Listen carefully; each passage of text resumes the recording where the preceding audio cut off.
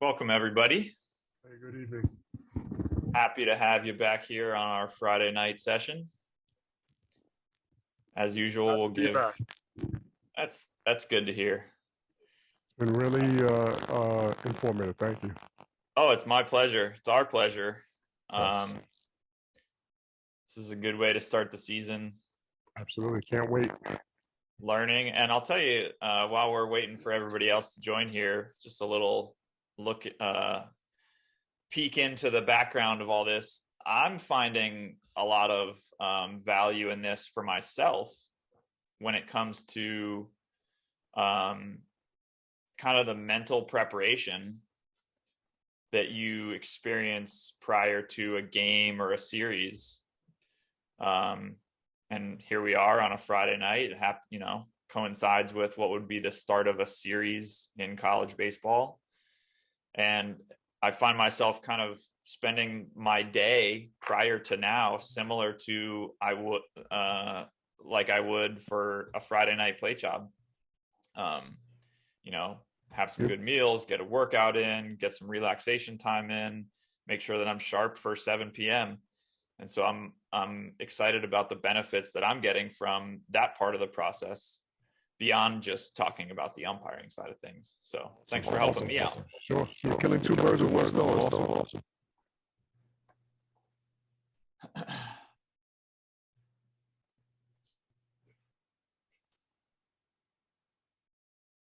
So, Brian, inquiring minds want to know if that really is you on that Facebook post. I thought the same thing when I saw that picture.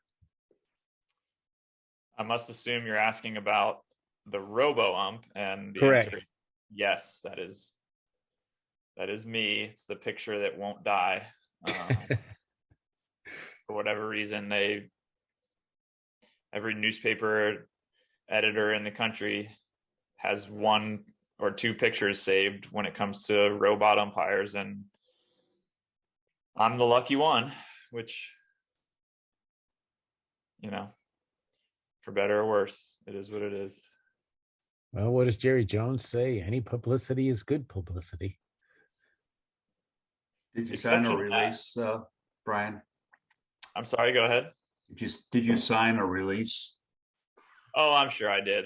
That's part of most leagues that are on television, or things like that, where you kind of sign over your likeness. And so, yeah, unfortunately, I'm not getting any royalties, any money from that. Just just the notoriety and Zoom calls. Yeah, I saw the shot as well. I said he must be getting some good royalty checks for this. I wish. Hey, if you guys want to send me some money, I'm happy to accept it. I'll put my Venmo up at the end of our session tonight. I'm just honored to know the guy in the picture. Oh man, come on. Yeah, honored to know him. Oh no. I know that guy. Listen, they had to choose one umpire to replace their strike zone first, and they decided mine was the strike zone to replace. So yeah, good thing. No, sorry. Did I say that out loud? Like they picked the Boy Scout clean cut All-American look, that's for sure. Yeah. We can at the end of our session tonight, if anybody has questions about robot umpire, automatic balls and strikes, I'd be happy to answer them. So if you have stuff like that, keep it in mind. And when we're done with our curriculum for the evening, we can talk a little bit about TrackMan and the ABS system that's going to be used. We'll give everybody another minute or two.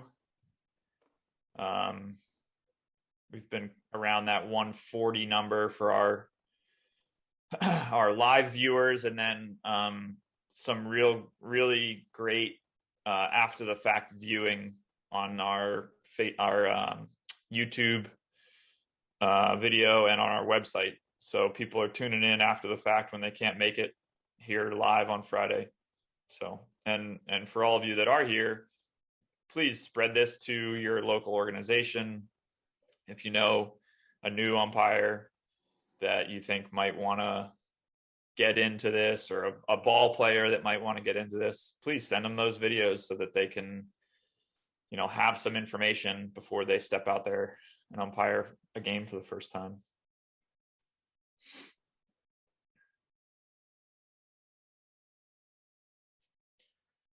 I will take this time to remind everyone that we do want you muted for the duration of the call. It makes it easier for us to conduct our program when we don't have the background noise going on. Also, when it comes to the Zoom, if you do have questions, please send them through the chat. I will ask that the chat be kept free of anything other than questions. It makes it harder for us to go back after the fact and read through the questions when there's a ton of other chat items in there. So just questions in the chat. And if you want to ask a private question, you can direct that to Todd Marler, Marler, and he will funnel that question to me without telling everyone your name. The last Zoom item to talk about is how we suggest you set up your screen, which is in speaker view. So you're going to want to maximize your Zoom screen, and up in the top corner, there should be 3 dots that you can click on and activate the speaker view. And what that's going to let you do is just see the videos that we're playing along with whoever happens to be talking at any given time. Give it another minute or two here. It looks like the waiting room is clear. So let's throw our first pitch of the night. I'm having some system issues with audio, so I'm going to play this. If there happens to be any issues with it, please let me know in the chat box, and I will pause and fix that before we continue on. But tonight's program is going to start with a discussion about staying chest to ball and watching the ball, glancing at the runners, and some other things that you might want to glance at on the baseball field. Here we go. Welcome back. It's Mantras. We're on to part 2, which means we're talking about staying chest to ball on the field. Let's get right to it. So I wanted to start with kind of the learning process of proper use of eyes versus chest to ball, since those are the first 2 things that we're talking about. Why is one different than the other? Well, the reality is proper use of eyes on the baseball field is something that's completely foreign to us as an umpire. It's not something that you do as a player or coach. You don't ever watch a play and think, let me watch this fielder complete firm and secure possession before thinking that this guy is out. And so we have to learn that from scratch. And that makes it a longer, kind of more difficult process because it's a complete switch from what we do as a player. Now, that contrasts a little bit with staying chest to ball, because staying chest to ball is something that we do pretty naturally on the field as a player. When you're playing the game, typically you stay chest to ball. And so that transition to umpiring and staying chest to ball isn't quite as hard because we've been practicing it as a player for a long time. The challenge comes in when it gets complicated, when the play starts to break down a little bit and we have multiple things to worry about, or when we as an umpire are moving around the field. Now, maintaining that chest to ball relationship starts to get hard because we don't ever have to think about it during the easy times. It just happens very naturally during the easy plays. And that's why, just like everything else, we need to take advantage of those easy situations to really be thoughtful about what we're doing on the field and not just putting it on autopilot. So let's get into chest to ball a little bit. What other fundamental does chest to ball help us with? Well, something that we've probably all heard is watch the ball, glance at runners. So keeping ourselves oriented towards the baseball gives us a point to come back to, right? If we're facing the ball and we glance back at the runner, we know we can come back and find the ball again relatively easily because we've stayed chest to ball. I want to expand on that just a little bit and say that we should be watching the ball, glancing at runners and partners and coaches when they might be interfering and fielders when they might be obstructing. So I want to point out that initial phrase, watch the ball, glance at runners, isn't really all encompassing. And if that's all you're doing on the field, then you're missing some of these other important variables that you need to be aware of in order to umpire the game as completely as possible. So another way to talk about this is something that one of my favorite supervisors imparted to me a long time ago, which was this snapshot theory. And that means we should be constantly taking snapshots of all these things on the field, especially when people are in decision-making mode. So what is decision-making mode? Well, runners when they're deciding to advance or retreat, and also partners deciding whether they're going to rotate or return, or sometimes forget to rotate. So we need to constantly take snapshots of these things until you have a clear and decisive snapshot of something. That means you need to keep going back to it until you get that clarity. So we're constantly seeking out that information until we know what it is that we have to deal with on a play. Now let's transition just a little bit and talk about pivoting. I have a different idea about pivoting, which is to stop doing it. Now, the reality is you wouldn't turn in a circle if you were in the working area to start with in order to look back at the batter runner rounding first base. You'd just look over your shoulder. So why do we do it when we're coming in from the A position? Well, the reality is it's because that's what we've always done. But I don't think that's a good enough reason to continue to do it. So let's look at a video here. And I think this is going to show us that pivoting really doesn't add anything to our game as an umpire, right? We can take this play into second base, maintaining that chest to ball relationship. So in this case, facing the ball in the left field corner the entire time and simply looking over our shoulder at the batter runner for those critical moments of the play. Now, what would the critical moments of the play be?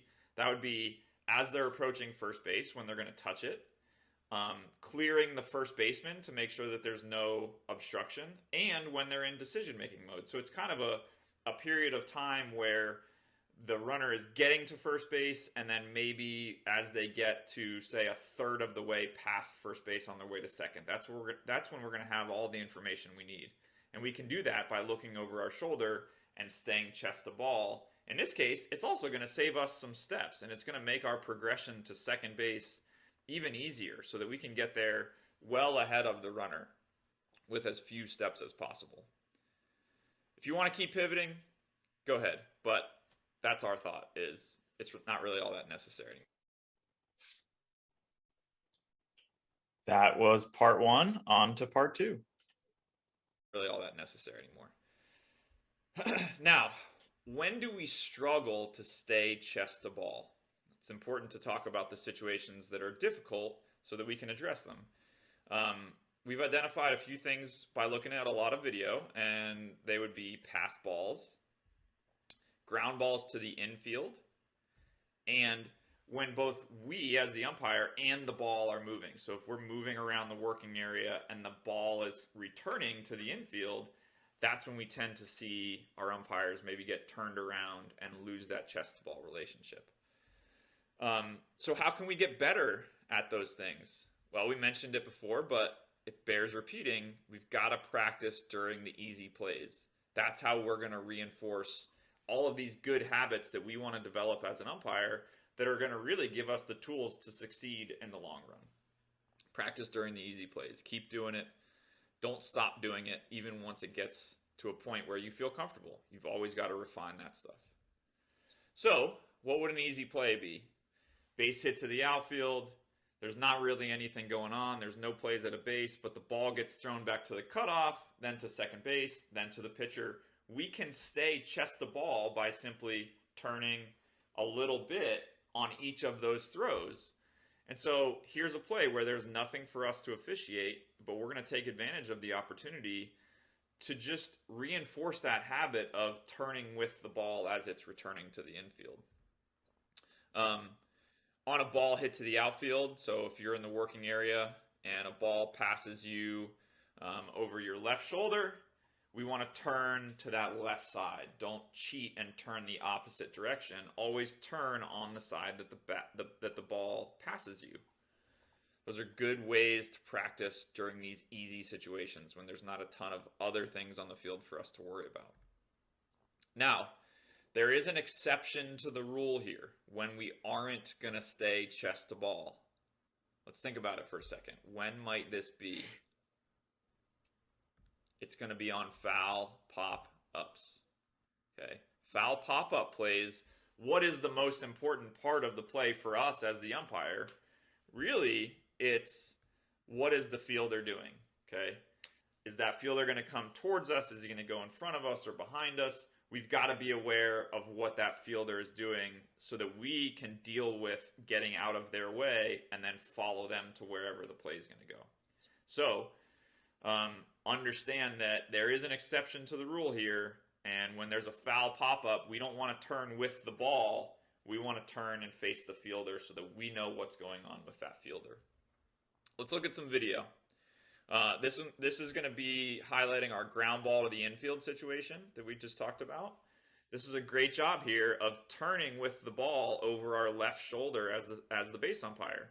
We would see a lot of umpires in this situation turn immediately towards second base because that's where they assume the initial play is going to go for the front end of the double play.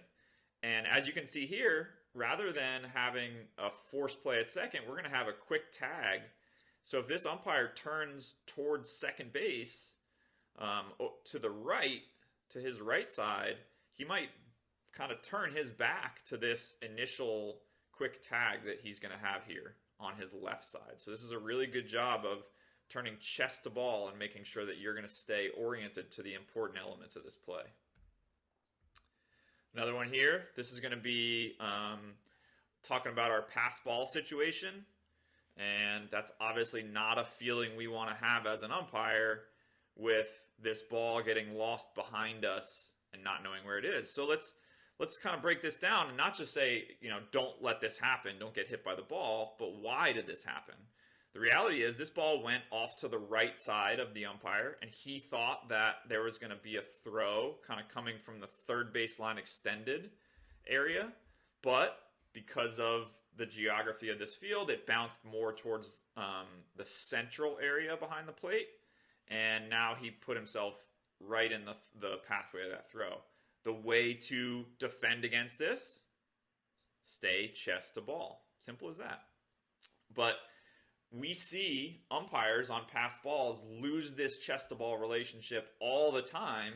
It just doesn't typically hurt you as much as we see in this case. And so because there's not that negative feedback, you don't learn that you're doing something wrong until this happens, right? That's why we want to point out plays like this, because this is what can happen when you don't stay chest to ball, in this case on a pass ball situation. So we're really working hard on staying chest to ball. Now moving on, we're going to get to one of our throws returning from the outfield.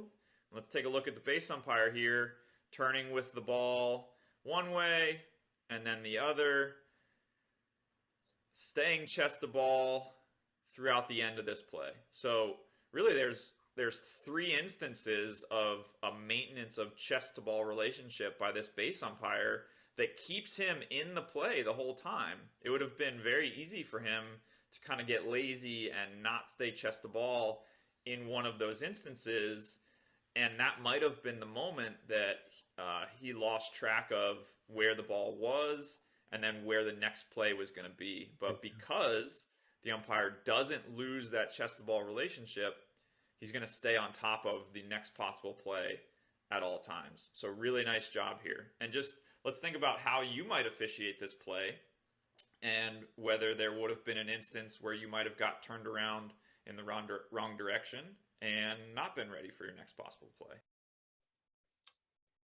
Okay, so that's going to kind of lay the groundwork for some of the rest of our discussions this evening, focusing on chest to ball and that watch the ball, glance at the runners principle. I did see some questions pop up. They centered mostly on these pass ball situations. And while I don't want to get too hung up on that, I will say that yes, we want to turn and be chest to ball when the ball is behind us at the plate. And once we find the ball and know where it is, now we're going to glance over our shoulder to see, is this batter runner advancing home? So it takes a little bit of multitasking in that situation where we're both finding the ball and identifying if the if that runner from third base is coming home. But that's the job. You have to be able to take in multiple different elements, and sometimes those elements are on opposite sides of you. That's why this fundamental of being chest to ball, so that we can then glance to find the runner and get back to the baseball, is so important. So let us move on and look at some demo videos here. And we're going to talk about moving inside with the batter runner. So that's one of the main fundamental things that we're going to discuss tonight, moving inside with the batter runner. And when we say that, we're talking about moving from the A position on a base hit into the infield. So what does our umpire want to do? Our umpire wants to move from that A position that we talked about last week inside the diamond towards the working area. And when I say working area, that is this area behind the mound that exists from the B position to the C position. So that box behind the mound from the B position to the C position is what we call the working area. That's where we manage most of our responsibilities as the base umpire. So if we start in the A position, we need to move inside to get towards that working area to handle our responsibilities on a play on the batter runner at any base. Now, let's define what a play is. Okay, a play is when we have the ball and the runner arriving at a base. That is a play. And that's what brings us from the working area towards that base. So if we get into the working area and then have a play developing back at first base, we're going to move out of the working area towards the cutout at first base to take responsibility for that play. So let's watch some demonstrations here, and we'll talk about some of the other fundamentals that we deal with moving inside. So our umpire here is moving inside. And what I want to highlight here is the eyes of the umpire as they move inside. Let's take a look at the eyes of this umpire on the ball, and then eventually glancing back at the runner. On the ball, glancing back at the runner. That gives us an awareness of the status of the baseball. And the status of the baseball is very important because that's how you can use your instincts to predict where that next play is going to happen. If we don't know what's going on with the baseball, it's very hard to understand where the next play is going to happen. Now, let's take a look at a negative example of an umpire moving inside while being focused solely on the batter runner. And because we're so focused on the batter runner, we don't know what's going on with the ball. So you can see we're locked in on the batter runner. And because of that, we're not aware that the ball has already returned to the infield and there's no possible play at second base. This is why fundamentals like watch the ball, glance at the runner are so important. having good fundamentals and executing them every time are what leads to umpires being able to use good instincts.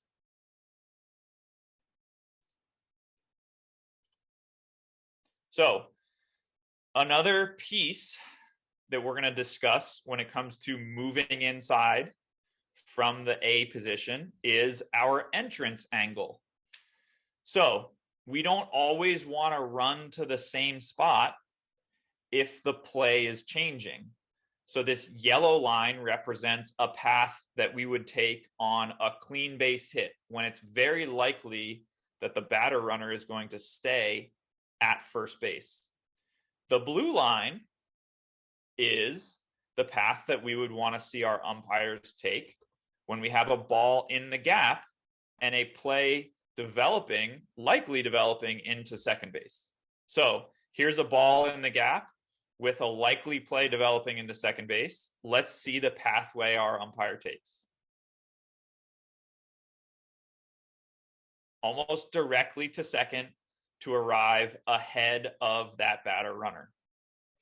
We always want to be ahead of our responsibility, never chasing them into a play.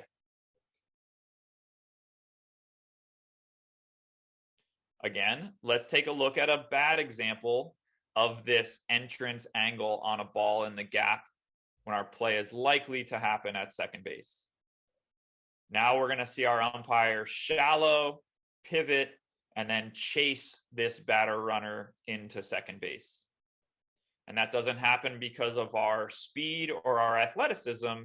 It happens because we wasted steps with a bad entrance angle. Now, sometimes we have a play where there's not going to be a play at second base, but it's more likely that the batter runner is going to round second and possibly go to third. When this happens, we want our pathway to be straight across the field through the working area, ahead of the batter runner, and into third base. Let's see if our umpire executes that here.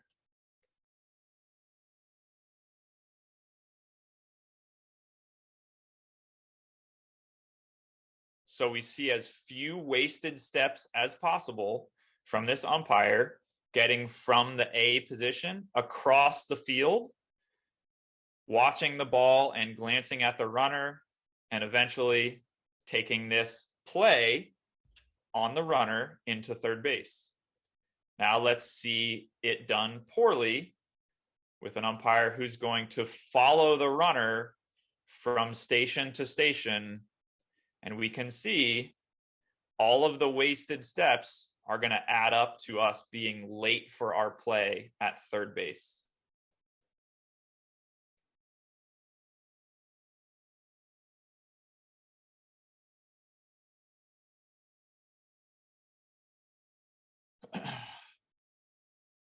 Sometimes the runner doesn't commit to third, and we want to see our umpires maintaining that relationship and being ahead of the runner, but not so far ahead that they can't stop and get back to second base for a play back into second on that runner. So this happens because of our good fundamentals. We're watching the ball and glancing at the runner. We're aware of the status of the baseball. And when this play develops back into second base, we're ready to handle it. Here we're going to see an umpire who's going to get a bit more aggressive ahead of this runner. And now we're moving for this play back into second base.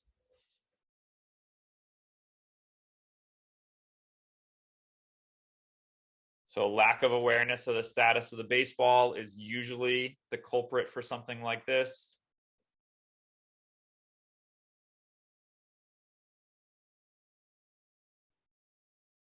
And here we see the ultimate crime, which is trying so hard to get to third base that we forget the runner has to pass second before they can get to third. So it's great to use your instincts and be ahead of plays, but we can't do it to this degree. We have to let runners pass the base before we commit ahead of them to the next base. So I do see a question in the chat from Jeff. Do you recommend the base ump not watch the batter runner at all to ensure they touch first? I certainly do not recommend that, Jeff. And that's what's going to go back to our watch the ball, glance at the runners fundamental. And we want to see our umpires watching the ball up until the moment that the runner's going to touch a base.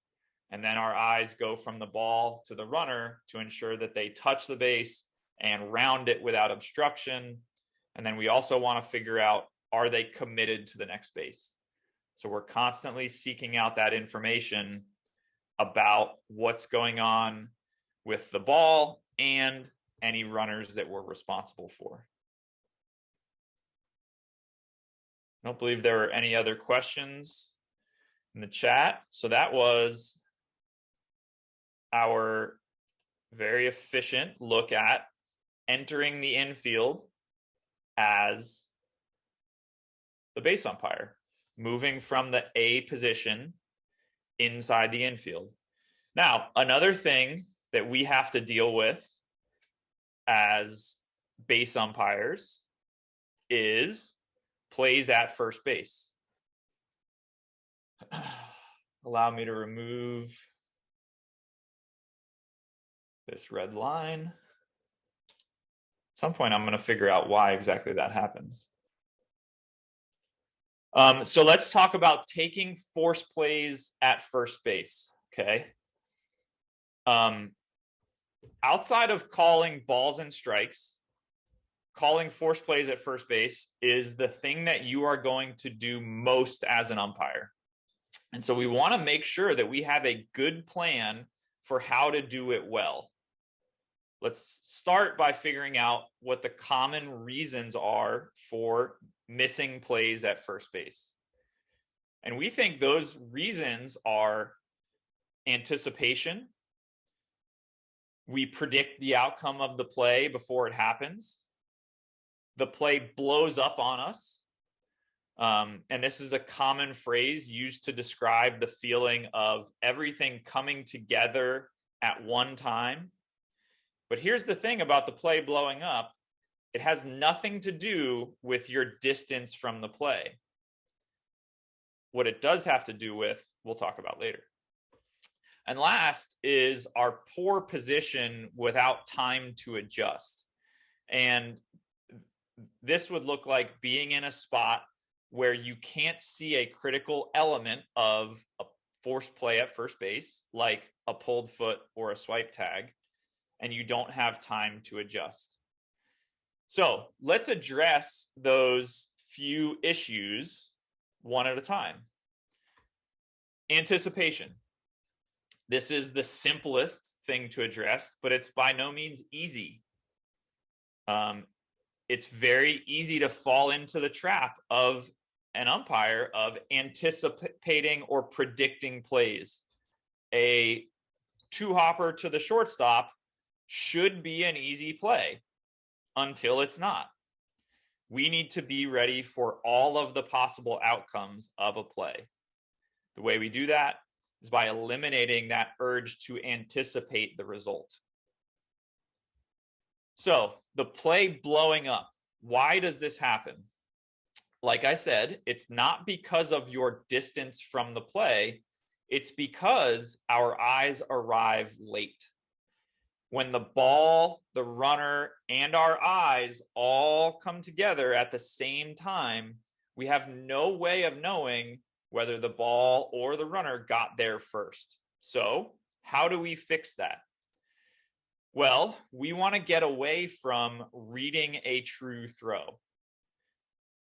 The goal of this advice, which has been given for many years to umpires, was to see bad throws out of the hand of the fielder. And when this is done well, it can certainly be effective. Unfortunately, what happens often is we get stuck watching the ball for far too long as it crosses the infield, and that causes our eyes to arrive late to the play at first base. Instead, what we recommend for our umpires is snap your head to the base as soon as the throw is imminent. Now, because for most of you, this is a significant change from the old approach, it's going to take some time and practice. And our recommendation is do this during infield warmups between every half inning, not just the first inning, every half inning. Take a position just behind the infield dirt. Watch the ball being thrown to the infielders by the first baseman. And when that shortstop fields the ball and gets ready to throw, snap your eyes over to first base and be prepared for the arrival of the batter runner and the ball. Practice that in between half innings so you can execute it more simply when the ball is live. Now, I would like to note that there is one exception to this snapping your head around early. And I'm guessing that everyone has likely seen the play where the first base umpire in a major league game was hit with an errant throw. So to prevent this, when an infielder is moving hard to their left, we're going to stay with the ball for a brief moment as it leaves the hand to ensure that it's not headed towards us.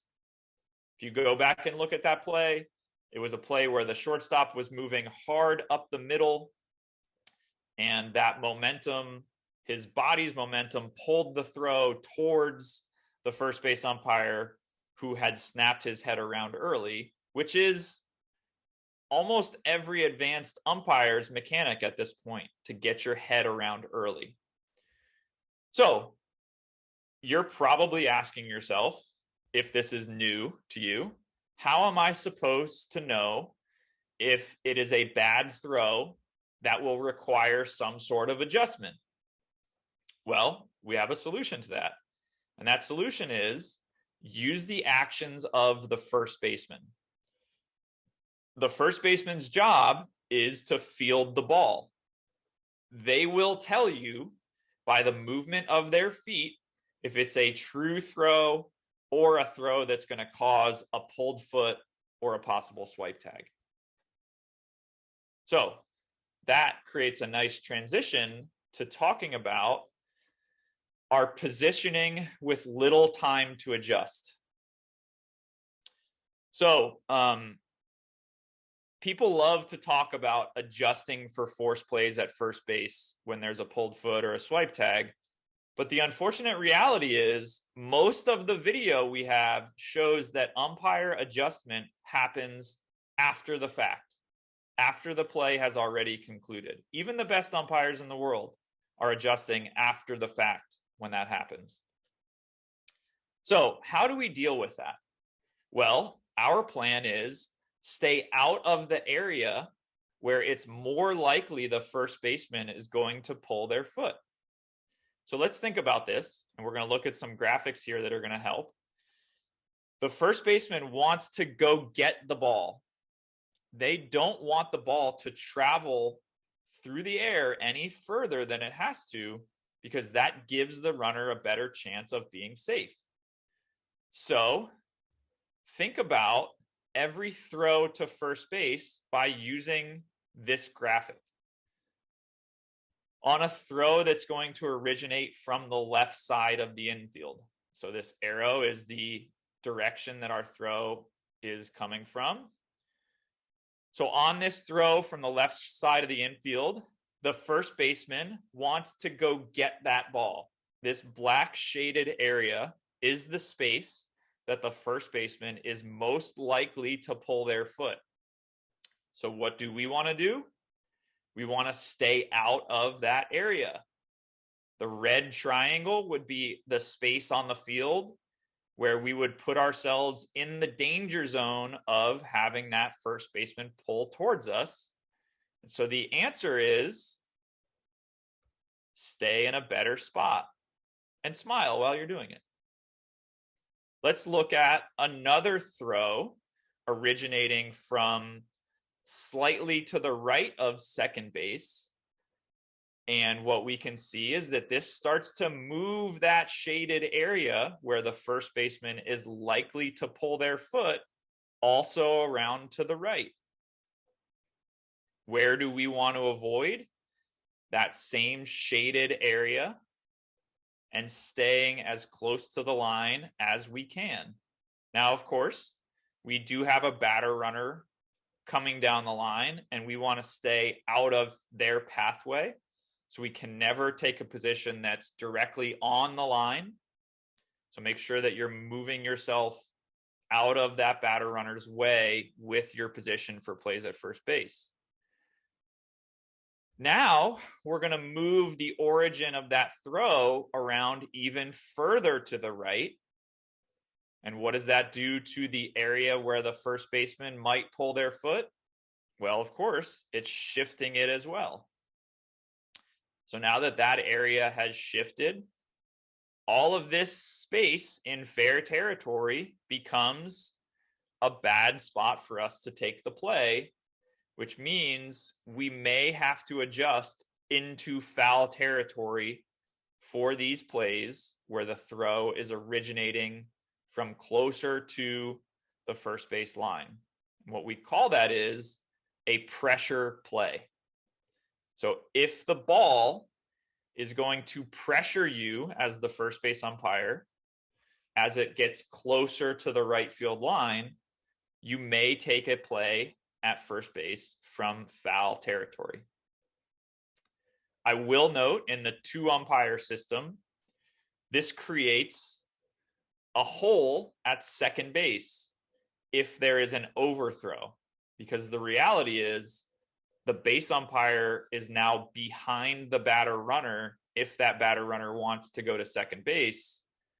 So who do we think is going to take responsibility for that batter runner? The only other umpire on the field, that's the plate umpire. So if we go foul for a play at first base in the 2-umpire system, our plate umpire would assume responsibility for the play at second base on the batter runner. The other type of play that we will have to deal with when it comes to force plays at first base is a throw originating from in front of the pitcher's mound. We call these imaginary box plays. If you draw a box from the foul line to the pitcher's mound to the foul line, that creates the box that we want to have a plan for. Now, what is our plan going to be? Well, let's identify where the first baseman is likely to pull their foot and stay out of that area. We can be more aggressive off the line on these imaginary box plays, but we don't want to be so aggressive that we put ourselves into that likely area of the pulled foot. So let's take a look at some video that's going to reinforce some of those things. First of all, I'd like you to take a look at the position of our umpire in this situation. Further off the line, that puts us in a place where the first baseman is more likely to pull their foot towards us. Anytime the first baseman is pulling their foot towards us, it becomes a harder play to officiate. Conversely, here we're going to see an umpire who is closer to the line, and because they're closer to the line, they have stayed out of that area where the first baseman is going to pull their foot towards us. I believe we have another example in this clip, so I'm going to let it run for a second.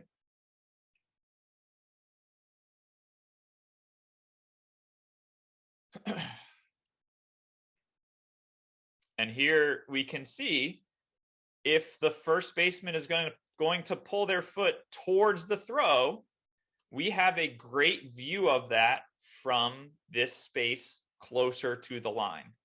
We don't need to be aggressive way out into fair territory in order to see a pulled foot towards the throw. And when we are more aggressive into fair territory, this is the play that can get us in trouble.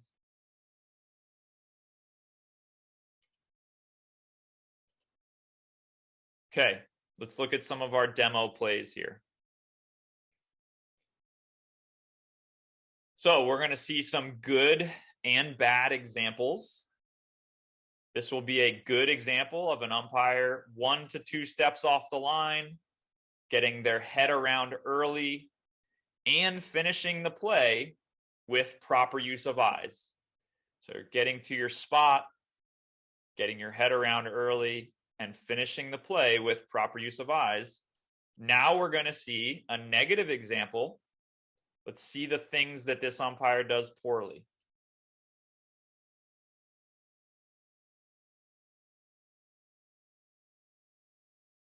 Okay, we're far too aggressive into fair territory. And what do we think about the proper use of eyes of this umpire? Poor proper use of eyes creates bad timing. So we don't have bad timing. We have improper use of eyes that creates bad timing. Here we're going to see an umpire who is tracking the ball across the infield. So tracking this ball across the infield into the glove. And that's what's going to create that blow up play. So our head has arrived late. It's going to be much harder for us to see the runner arriving at first base. Here we have our imaginary box play done properly. This ball being fielded from the area in front of the pitcher's mound. And our imaginary box exists from the pitcher's mound to the foul line and the pitcher's mound to the other foul line. Anything thrown from that imaginary box, we can be more aggressive off the line, which looks like that. And again, we're still maintaining our good proper use of eyes and getting our head around to the play early. What we don't want to do on these balls that are going to originate from the imaginary box is stay close to the line, because we never want a ball being thrown towards us on a force play. Okay, that's an important distinction, because on tag plays, very often the ball will be thrown towards us. But on a force play, being behind the fielder who's about to field the throw is a bad place to be. We don't want to be behind that fielder. So this umpire is not far enough off the line. Needs to be further off the line. It was hard for me to convince myself to do this incorrectly, as you can see by my eagerness. Here we have the other example of this being done incorrectly, which is too aggressive off the line. And what we're worried about here is the first baseman pulling off the inside edge of first base towards us and our position on the baseline. So somewhere that's splitting the difference between those two negative positions, which is about 45 degrees off the line there.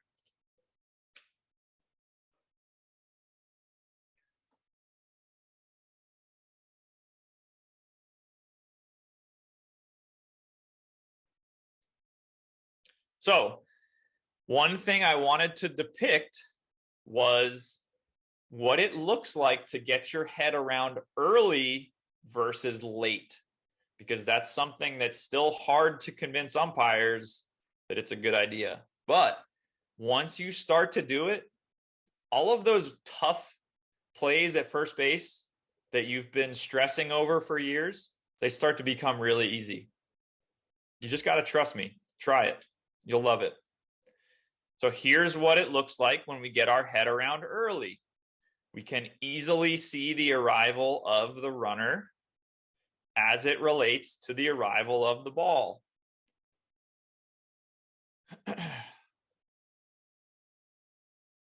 This is slow motion. Gary is not quite that slow. So, Gary, got to respect your speed out there. Here's what it looks like when we get stuck on the ball. Now it becomes more difficult for us to say when the ball arrived versus when the runner arrives. So getting stuck on the ball causes the play to blow up on you because it's harder to see when those two things arrive relative to one another. Now, can we go through some of the questions that we had there? I'll take the first one, which was about the swipe tag. And then if my guys can help me out with the rest of those questions. So for swipe tag plays, what we want to do is identify that it's going to be a swipe tag by seeing the first baseman pulling off the base towards home plate. Now, I said that it's very difficult to adjust for pulled foot plays, right? It's easier to adjust for swipe tag plays. And the reason that it's easier is the first baseman is going to be more aggressive going to get that ball. So he's going to move sooner and more aggressively to get the ball. And what we want to do when we see that is move towards them. Okay. We want to move towards that fielder in order to put ourselves in a position to see the tag. And that's a perfect transition into our next segment, which is all about tag plays. So please allow me to fix my issues here. And we're going to take a look at tag plays, unless there were questions that we needed to address from earlier in the chat. So if there are any, Derek or Todd, please let me know. You're good, Brian. Continue on. All righty.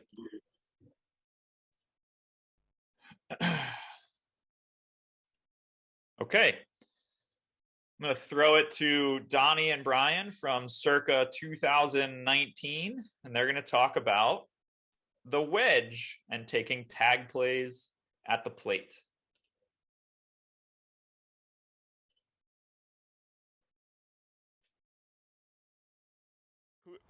Of the guys that haven't been to one of our clinics before, has the wedge entered your lexicon, your vocabulary? All right, so you guys have heard about what we're talking about in terms of taking plays, taking tag plays. The thing about the two-umpire system is we don't have very many opportunities to work 360 degrees around a base, right? Like in the three-umpire system, when you're just the first base umpire, and you have a back pick at first base, you can work outside first base and put yourself in a very good position to see that. In the two-umpire system, you're going to take a back pick play from the B position, and you're just kind of at the mercy of the play. So we don't have a ton of opportunities to use the wedge in the two-umpire system. However, plays at the plate are certainly one of those, and then some rotation plays to third base when we're sending our plate umpire down to third, we'll have that opportunity.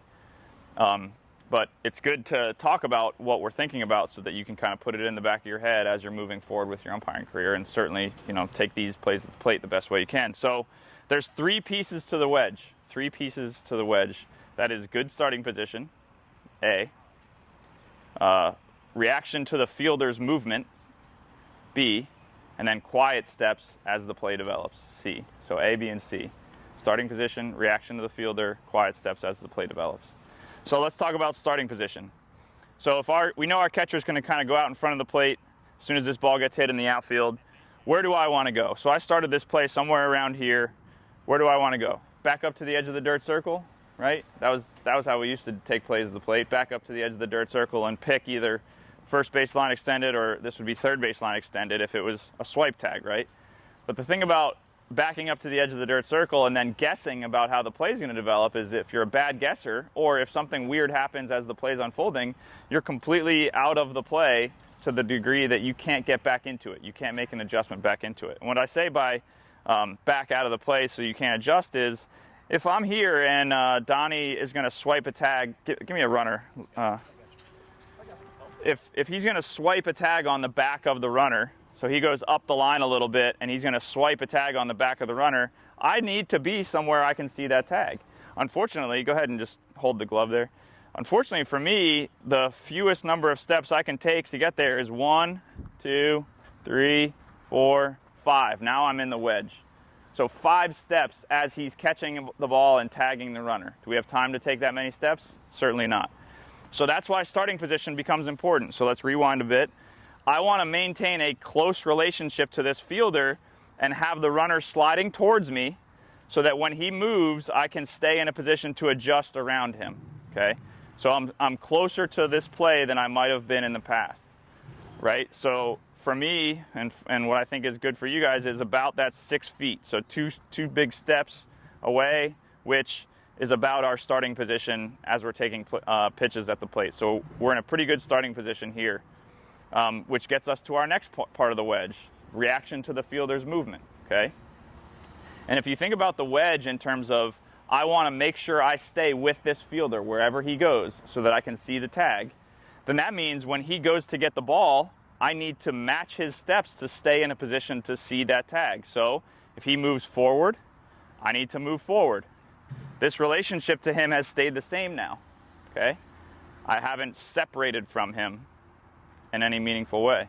If he goes to his right, okay, I am also going to want to move to my right a little bit. Now, here's the key to this. The wedge is all about being in between the runner and the fielder, right? So now I'm in between those two things.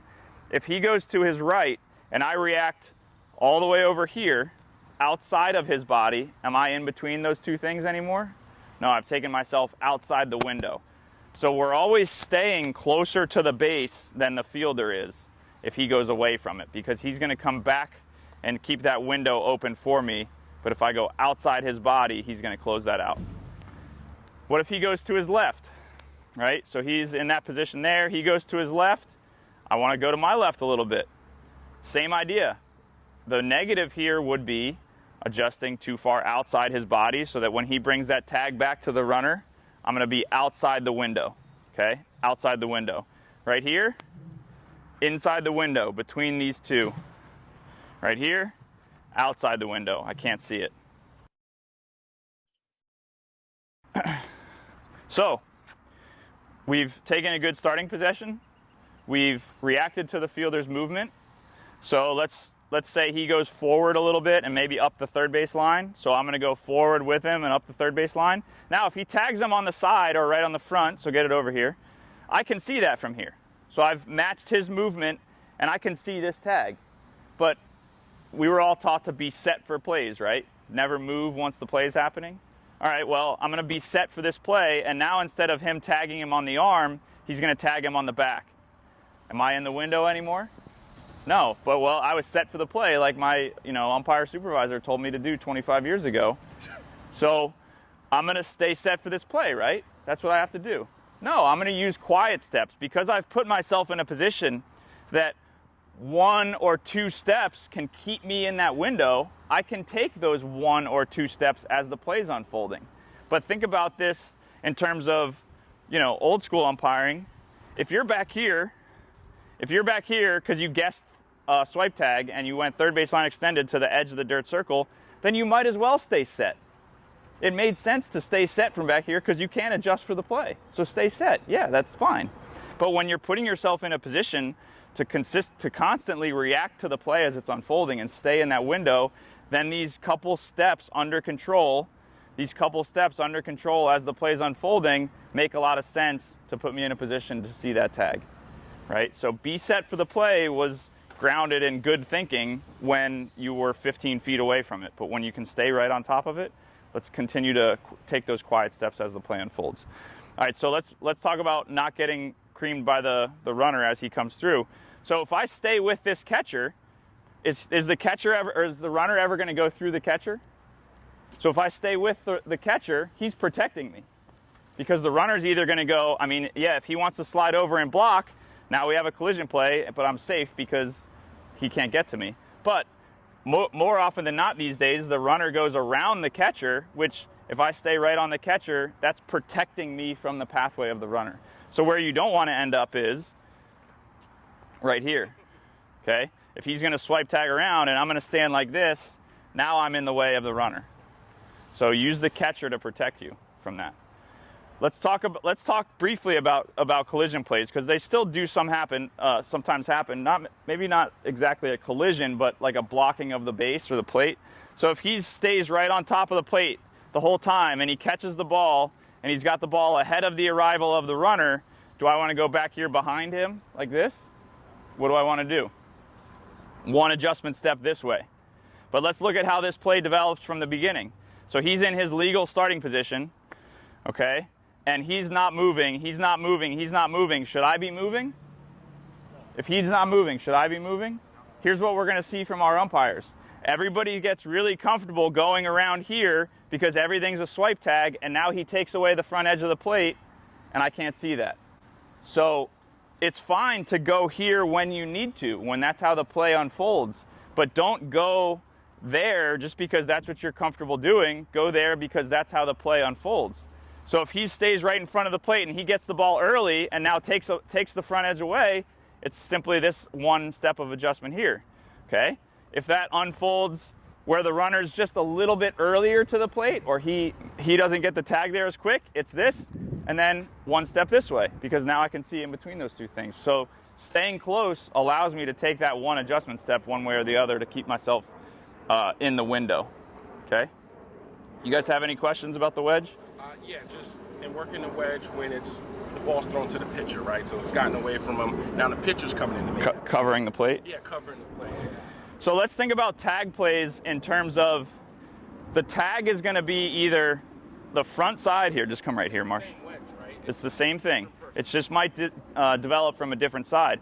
The tag is either going to be on the front of his body, this side, or the other side, if it's the catcher going around from that side. So those are the three places the tag can happen: front, side, or side. Maybe it can move around to the back a little bit, but that's why we keep ourselves in a good position to adjust. So if I use the runner's sliding path to start me, so I have the runner sliding towards me, and it's a tag straight down in front of him, I'm in a good position to see that. If the ball gets there slightly later, and now it turns into a tag on the side of his body, I'm in a good position to take that one adjustment step to see that. If somehow the pitcher beats him there, so the pitcher gets here early and then has to go this way to catch the ball and tag him on the other side, I'm in a good position to make one adjustment step there. So our ideal is the runner sliding towards us. The runner sliding towards you is the ideal. And that's what you can apply to rotation plays at third base. Okay, when you're running down there, have that runner sliding towards you and adjust with the fielder. Right, so starting position is closer with the runner sliding towards you, and then adjust with the fielder. The mistake that we're seeing umpires making here is, so let's go back to the pitcher covering. The mistake that we're seeing umpires make is they're going back around here, behind this guy, and then they're taking themselves out of the window. That's what you did? No, I mean, every play is different, but yeah, I've probably done it, you know? Yeah. I'm sure. Well, and look, if this turns into like a severe swiping back tag as he's coming down here, then yeah, I'll be in a good position to stay off his back. But if he gets there a little earlier and puts the tag straight down, I'm completely closed out behind him like this. But if I stay right here and I wait to see how this play is going to unfold, I'm good for this straight down tag. If he somehow gets the ball later and is going to tag him on the back, I can take an adjustment step to see into that. But I don't want to put myself in a position where before the play even starts to develop, so he's covering the plate, I've taken myself out of the window here, right? See how these two things, you don't ever want it to be runner, fielder, you in a straight line. That's the Maryland eye, right? You want to be in the power eye.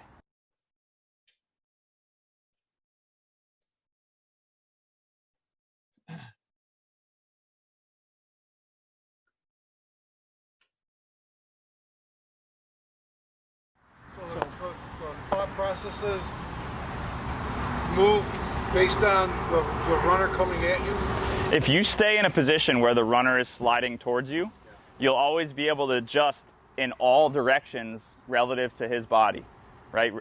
Because when we have a fielder that we can work off of, then we work off the fielder. But do we have a fielder yet on this collision, on this pass ball play at the plate? So we don't know where he's going to be to field this ball. He could get to the plate, be early. He could be back there, or it's not likely, but he could get all the way across to the other side. And so if we start making decisions about jumping to one side or the other before the fielder's ever in position to field the ball, we're guessing. We don't want to guess. We want to react. So keeping yourself in a position to have that runner sliding towards you, that allows the most possible adjustments on that play. Okay, so pass ball, right? Uh-huh. You're now reacting. It goes back. You see the runner coming down. What's your first movement after you know the ball's got to bite you? The only time I'm going to do something other than this to get to this spot right here is if the ball's right there. Because now I'm dealing with the throwing lane of the catcher throwing the ball back from that direction. Okay. So anything from basically you over, or if somehow it's here over and this window is open for me, okay, I'm gonna go right here, and I'm gonna have the runner sliding towards me, and I'm gonna be, if the ball's over there, I'm gonna be chest the ball. I'm gonna see what's going on with the ball. Regardless, left-handed batter, right-handed batter, that's your spot. Yeah, 100%. The batter, that's not really a concern on this play. I mean, he can have a piece of this play if there's some interference, but that's something we'll deal with later. So if the ball's over here, I'd be chest the ball this way, kind of waiting to turn into the throw as it comes. If the ball's on the other side of me, over there, I'd be chest the ball this way, waiting for that throw to come in to turn me back into the play. Now, if the ball is right there, okay, taking away my opportunity to be in this spot, I'm just going to stay a step or two out of that throwing lane, right? And I'm still chest the ball, and when he flips the ball to the pitcher, go ahead. He flips the ball to the pitcher, I turn into the play, and I put myself in a good position to see that tag drop down. But what we don't want is we're waiting back here, and now he flips, and go ahead and be the runner. Now he flips, and he tags him on the side, and we're not in a spot to see that. If I get to here, and I let that throw turn me in, I can see that play developing. Good? All right. So that's about as efficient of a look at the wedge as we can give. Really getting into those three pieces of the wedge: the starting position, the reaction to the fielder's movement, and then the quiet steps as the play unfolds. Let's be clear that in the two umpire system, the wedge is something that we typically only see employed for plays at the plate. We did last week talk a little bit about the plate umpire rotating to third base and staying in foul territory to take that play with the runner sliding towards them. And so that's another instance in the two umpire system where you could try to take advantage of that wedge look. And I know that idea of staying foul versus going fair runs counter to what some advice you'll get is. The way that I always like to see that is I want to take care of the play that I know is about to happen. So if I'm rotating to third base and there's a play on that runner coming towards me, I want to take care of that play. I don't want to take a position that's protecting the play at the plate that may never happen. And let's think about this in terms of explaining poor positioning to a coach. So we go into fair territory. and the coach comes out to argue because they think we missed the call, and he says, you were out of position. And you say, yes, I was out of position, but I was protecting home plate. That would be a tough pill to swallow for a coach to hear, that you missed a call at third base because you were worried about the play that's never going to happen at the plate. So just think about that, put it into your whole tool bag as an umpire, and make the decision that you think is best for you. Let's take a look at some of our demos here, and what we're going to see are some good wedge mechanics and some not so good wedge mechanics. So we see our umpire in a good starting position, closer to the plate. We're not backing away from the plate. And because there's minimal movement from the catcher here, we're seeing minimal movement from the umpire until the play unfolds. And then it's simply that one adjustment step as the play happens. Now, one of the things that we see very often from newer umpires is this habit of drifting out to the left side of home plate. Okay, so we start behind the plate and the ball gets hit and we drift out to the side. And we do that, I think, because in some misguided way, we think that we see the field better when we move out to the side like that. Don't do that. If you don't have a destination to go to as the plate umpire, then stay at the point of the plate. Okay, so drifting out to the side here is only taking us out of position for this play at the plate. So if you find yourself moving out to the left side like this as the plate umpire, stop it. Stop doing it. It's bad. If somebody told you to do it, send them to me. It's not good umpiring. It's going to hurt you as you move up the ladder and work better baseball. So, to repeat that, we are not drifting out to the left side. We're staying at the point of the plate. Okay? We're staying at the point of the plate. There are times that the plate umpire is going to move around the field. Those are different. Okay? If we're rotating somewhere, or if we're moving up the first base line to watch a play at first base, or if we're lining up a tag, those are times that we can move away from the point of the plate because we have a mission somewhere else. If you're just drifting out to the left side, stop doing it. Okay, let's take a look at some more demo videos here. Here we see this early movement towards the third baseline extended, and we have more of a collision play that the umpire has taken themselves away from. So we want to get away from that early movement towards third baseline extended, rather waiting at the point of the plate and letting the play move you. Let the play move you.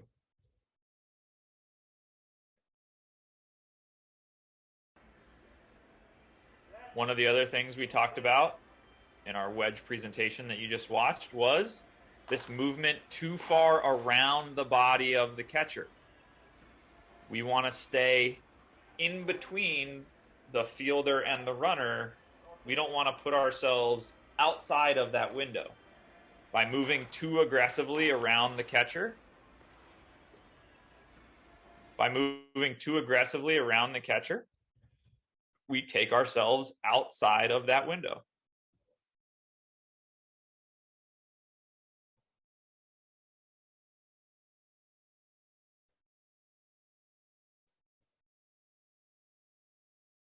So we'll go back to some good wedge mechanics here. Seeing our umpire staying close to the play, waiting for the play to develop, and then reacting as it happens. Being close allows you to wait longer before you make your decision about where you need to go. We can see the way the umpire used the catcher to protect him from that runner coming through the plate. So the catcher's body protects us there. We don't have to give players a lot of space. Just one step out of their way is fine.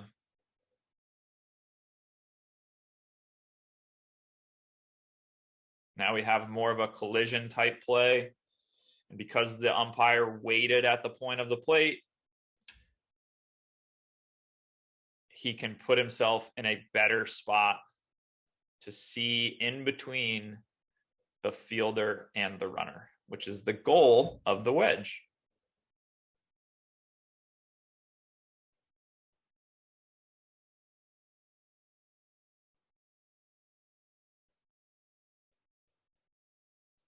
All right. I didn't see a ton of questions in the chat about the wedge, which I guess means we did a good job of explaining it, or you're not interested, one of the two. Hopefully it's the former. But there's kind of a natural transition from the wedge to talking about uncaught third strikes because there may be a tag involved. So let's break down some of the elements of the uncaught third strike from the plate umpire's perspective.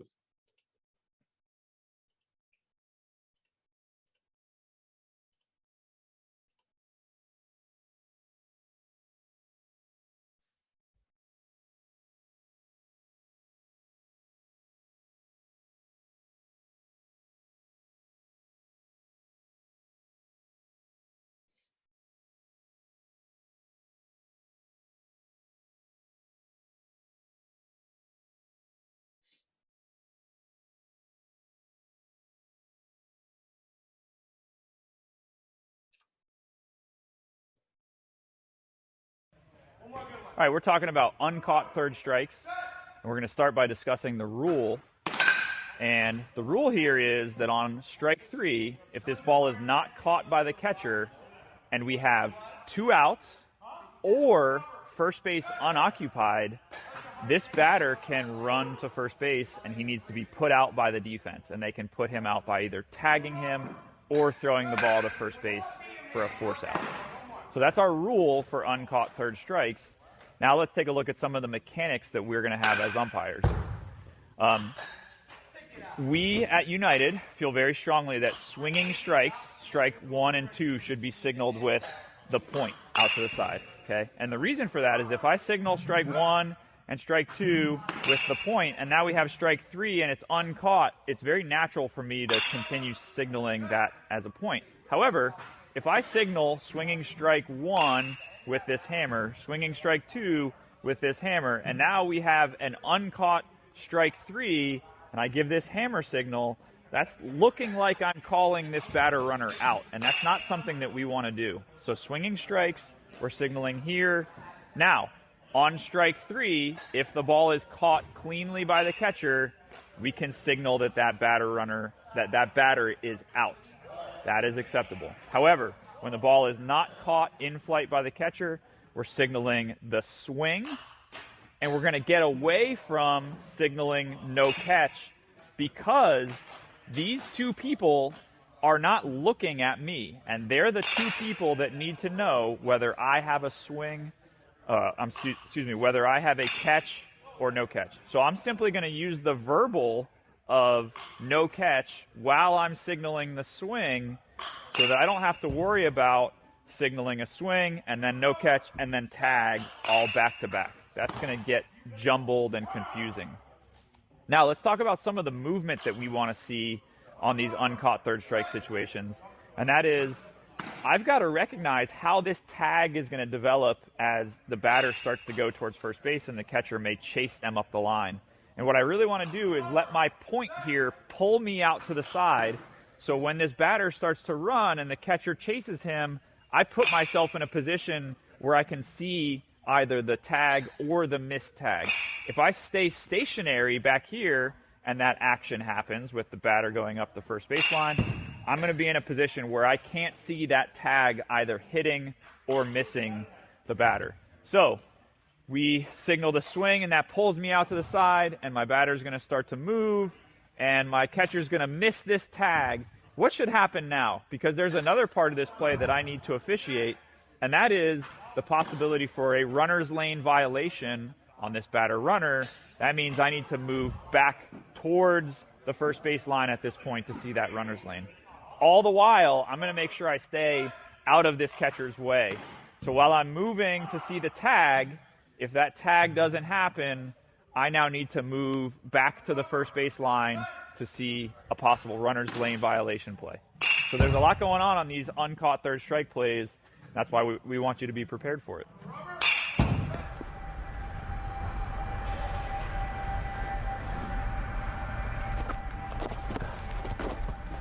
On the tag, he's out.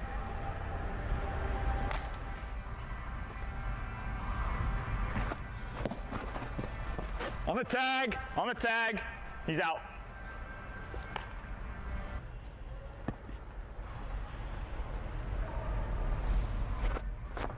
No catch, tag. So that's our negative example, right? We really want to get away from worrying about signaling no catch. Okay. There's no great need to signal no catch. We've got a lot of stuff going on these plays around the plate. The fewer mechanics we can give, the better. And what we want to focus on are the mechanics that actually need to be given. And one of the reasons, and that question, Victor, is a perfect opportunity to talk about these mechanics. So if we don't have a tag and we're giving no catch, now we're giving another safe signal right after that if there's a missed tag. So we really want our mechanics to be meaningful. So save those mechanics for when they really need to be given, and signaling no tag as the catcher attempts the tag would be a more important signal to give here. So saving that signal for no tag rather than no catch is our recommendation. Tag.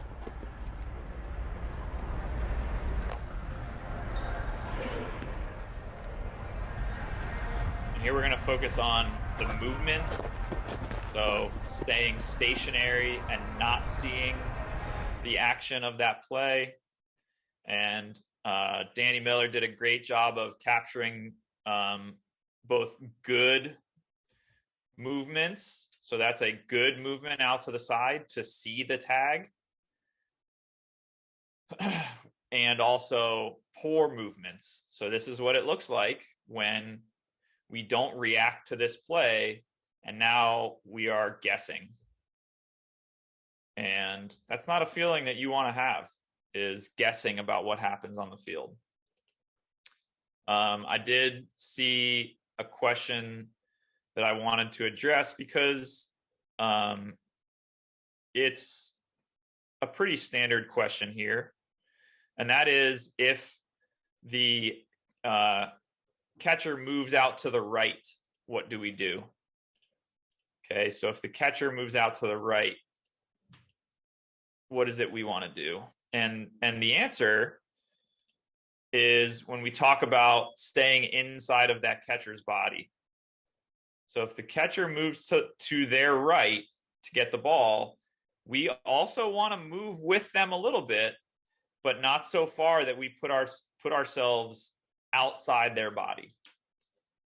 So we're thinking about staying inside the catcher's body as it relates to where that tag is going to happen. So anytime the catcher moves to their right, we are going to move with them, but we're always going to stay closer to the plate than that catcher is.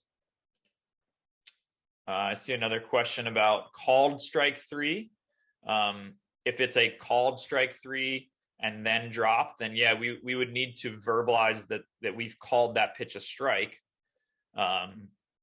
because the catcher and batter need to know that we've judged that it's a strike. So whatever your strike three mechanic is, strike three, now they know that it's been called a strike and they can proceed into the rest of that play. Similar idea with a check swing when it comes to uncaught third strike. So if it's a check swing on an uncaught third strike, what we want to do is say yes, okay, loudly yes, and we're pointing at that hitter. And we may have an opportunity to give the swing mechanic, but really this point and saying yes is telling everyone that we have a swing. Now, if you, as the plate umpire, don't have a swing, that's when it's really important to go with that appeal to our base umpire very quickly, because we want to let both sides, the offense and defense, know that we either do or don't have a swing, so that they can get into the rest of the play. So if it's called strike three, everybody knows it's a strike three and they can proceed. Same thing with check swings. Yes, they went. Now we get into the rest of the play. I do have a couple other nuggets about uncaught third strikes that I wanted to drop on you. One of those would be if you go to higher level minor league baseball games or higher level college baseball games, you're going to see the plate umpire doing something prior to the start of the inning, and that is brushing off the plate and then smoothing out the dirt behind home plate. So guys will just, with their foot, go behind home plate and smooth out the dirt. That was me smoothing out the dirt, the imaginary dirt that I'm not standing on. Why are they smoothing out the dirt? Is it because they like it to look pretty? No, it's because you can use that smooth dirt to tell you if the ball has skipped into the mitt. So if we get to a 2-strike situation and we either have a ball that's fouled down or an uncaught third strike situation, you can quickly look down at that smooth dirt and see if there's a mark. If there's a mark, you know the ball skipped in that dirt. We make the appropriate call. If there's no mark, it was caught cleanly. The other option for getting help on a situation like that is to look down at your base umpire. So it's become very commonplace for your base umpire to help you by giving you either the closed fist signal to say that it's a catch. And we really want to do that prominently out to the side. So telling our partner that we have a catch, or the open hand, which I like to do downwards. Okay, so I'm holding that down so that my partner can see I have no catch as the base umpire. So if you're in a situation as the plate umpire where you don't know if the ball was caught by the catcher, before we make a judgment, I'm going to look down at my base umpire and hope that they're giving me some help. If they're not, now you got to go with your best guess. So use that smooth dirt to help you. Use your partner to help you. Those are a couple little tips that are going to help you out. Hopefully get more of these uncaught third strikes correct. And that is our presentation for the evening. There was one question that I did want to go back to, and I'm going to use this slide to do that. I don't remember who asked the question, but the question was, if we have an uncaught third strike that the catcher is going to throw from foul territory to first base, where should we go as the base umpire? This is an outstanding question. And it's not really something that we would teach to newer umpires. But here's your treat for the night, since you made it through our 90 minutes. Let's think about that in terms of this graphic. Okay. If we flip this and now the ball is arriving from foul territory, what does that do to the first baseman? Well, that first baseman is now also in foul territory, and that's the area that it's likely for them to pull their foot. So if we think about some of the things that we've talked about through our force play section tonight, we don't want the ball being thrown towards us. So these positions back here have the ball being thrown towards us, so they're not so good. We also don't want to put ourselves in the likely area of the pulled foot, so getting down into here would be a bad spot. So if we're talking about the 3 umpire system, going into foul territory for these uncaught third strike plays would be the recommendation. However, in the 2 umpire system, we're going to have some constraints there. So let's think about when we recommended going foul earlier tonight. That was on a ground ball to the second baseman, right? We were dealing with this ground ball coming from back here and pressuring us into foul territory. Our plate umpire can take the batter runner into second base in that situation because they will have been trailing them up the first baseline. In the case of an uncaught third strike, will the plate umpire be trailing the batter runner up the first baseline? Well, we just watched a number of videos and we talked about all of the things that the plate umpire has to deal with at the plate. So our plate umpire is going to be stuck at the plate. So in the 2 umpire system, on these balls where the throw is going to originate from foul territory, where do we think we should go? Let's solve this problem as a group. Okay, so we can't go foul because if the ball gets thrown away, no one will take the batter runner to second base. We don't want to go just a couple steps into fair territory because now the ball is being thrown directly at us. We want to put ourselves in a place where we can see the pulled foot down here a bit further on these balls that are originating from foul territory. Gives you a good opportunity to look at the space between the first baseman's foot and the bag. Now, that's different than the ball originating from fair territory, right? When the ball originates from fair territory, now that spot puts us closer to the area where the first baseman may pull their foot. And so that's why when it's originating from fair territory near the plate, we're going to be back here, and foul territory near the plate, that can pull us down a bit further. So, excellent question, whoever it was that asked that. With that, we're going to call it an evening. Like I said at the top, if there are any questions about automatic balls and strikes that you're wondering about, or anything else in the umpiring world, now's the time. Go ahead and lay it on me. Otherwise, we'll say good evening. We'll see you next week.